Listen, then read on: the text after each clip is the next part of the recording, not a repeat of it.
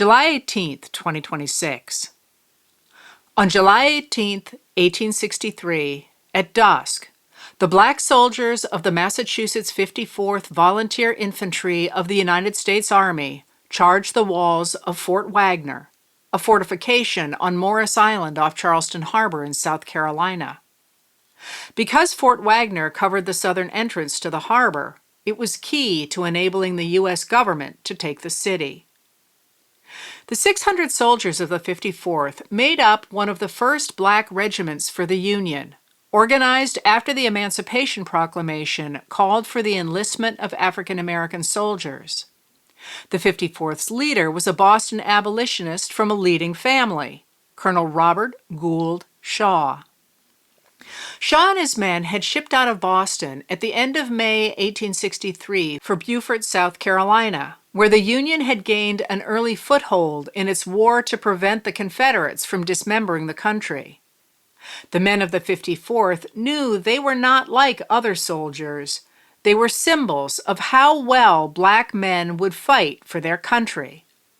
This, in turn, would be a statement of whether black men could truly be equal to white men under the country's laws once and for all. For in this era, fighting for the country gave men a key claim to citizenship. The whole country was watching, and the soldiers knew it. In the dark at Fort Wagner, the Massachusetts 54th proved that black men were equal to any white men in the field. They fought with the determination that caused African American regiments during the Civil War to sustain losses higher than those of white regiments. The assault on the fort killed, wounded, or lost more than 250 of the 600 men and made the formerly enslaved Sergeant William Harvey Kearny the first African American to be awarded a Medal of Honor.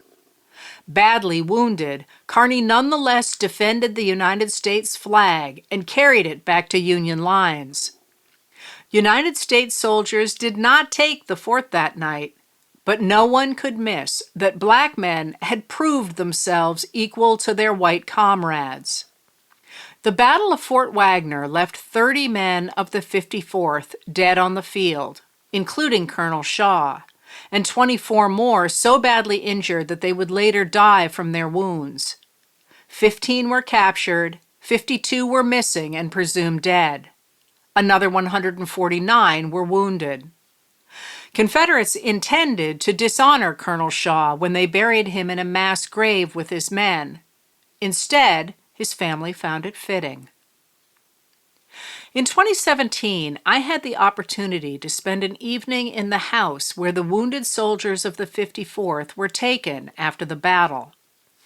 It was a humbling thing to stand in that house that still looks so much as it did in 1863, and to realize that the men, carried hot and exhausted and bleeding and scared into it a century and a half before, were just people like you and me who did what they felt they had to in front of Fort Wagner and then endured the boat ride back to Beaufort, got carried up a flight of steps, and then lay on cots in small, crowded rooms and hoped that what they had done was worth the horrific cost.